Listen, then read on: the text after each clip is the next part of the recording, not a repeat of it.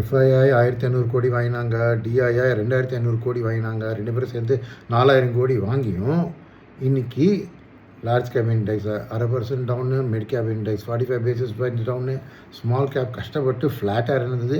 வெறும் micro gap மட்டும் கொஞ்சம் ஒரு 38 பேசிஸ் பாயிண்ட்ஸ் ஏறிக்கு. ஸோ டிஐஐஎஃப்ஐ வாங்கியும் ஏன் இந்த நிலைமை? நிதி என்ன பண்ணாங்க?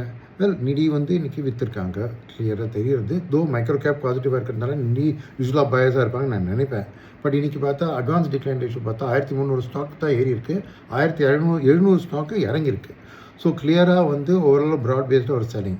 ஸோ மார்க்கெட் டவுன் ஆனதுக்கு காரணம் என்னென்னா news flow. So fund flow பாசிட்டிவாக இருந்தது, நியூஸ் ஃப்ளோ பேடாக இருந்தது. அதான் இன்றைக்கி ஹெட்லைன். அண்ட் இந்த நியூஸ் ஃப்ளோ பேடாக இருந்ததுனால என்ன ஆயிருக்குன்னு நான் நினைக்கிறேன், ஃப்ளோ பாசிட்டிவாக இருக்கிறதும் மார்க்கெட் கம்மியாக இருக்கிறதுக்கு எல்லா நியூஸ் ஃப்ளோ பேடாக இருந்தாலும் எல்லா ஸ்டாக்கும் நல்லா கரெக்டான பட்சத்தில் அந்த கரெக்டான ஸ்டாக்கை கொஞ்சம் கொஞ்சமாக எஃப்ஐஎஸ் டிஐஎஸ் 2 பேர் சேர்ந்து வாங்கினதுனால அதோட விலை அந்த லோலேருந்து பவுன்ஸ் ஆகிருக்கு. பட் ஸ்டில் நேத்தியோட லெவல் ப்ரைஸ் லெவலில் க்ராஸ் ஆகாதனால நேத்திக்கு கம்பேரிசன் இன்றைக்கி மார்க்கெட் டவுனாக இருக்குது. ஸோ இதுதான் ஒன்லி எக்ஸ்ப்ளனேஷன் நான் யோசிக்கபடி. மார்க்கெட்டுக்கு ஒரு ஸ்டாக்ஸ் எல்லாம் ரொம்ப ஓவர் கரெக்ட் ஆனதுனால போய் வாங்கியிருக்காங்க. பட் குவான்டிட்டி லிமிட்டடாக வாங்கியிருக்காங்க, ரைட்?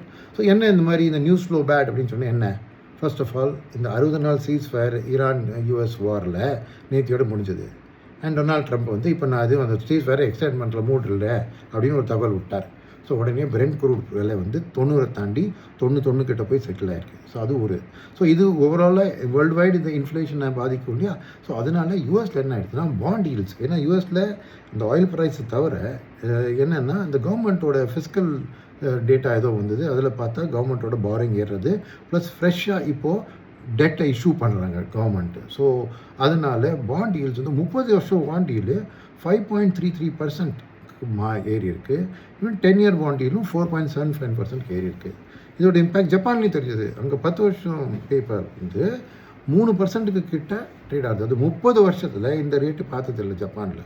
ஸோ இந்த வேர்ல்டு வைடாக ஒரு பாண்ட் ஈல்டு இன்க்ரீஸ் ஆனது அது ஒரு நெகட்டிவ் இம்பேக்ட். ஸோ இந்தியாவுக்கு அந்த வரக்கூடிய டேட்டா 5 வரமாட்டாங்க, ஏன்னா அங்கேயே அவ்வளோ நல்லா உங்களுக்கு வட்டி கிடைக்கிறதுனால ஏன் இங்கே வரணும்.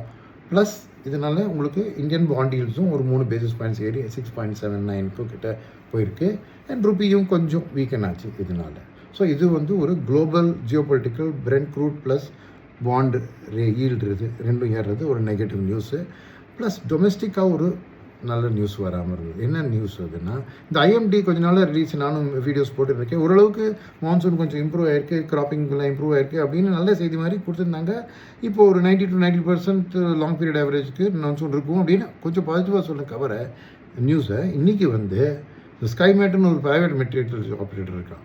அவன் வந்து என்ன சொல்லிட்டான்னா, இல்லை 85% தான் மழை பெய்ய போகிறது லாங் பீரியட் ஆவரேஜுக்கு கம்பேர் பண்ணால், 15% ஷார்ட் ஃபால். அண்ட் அதோட சேர்த்து 70% சான்ஸ் தட் ட்ரவுட் வரும் அப்படின்ட்டார்.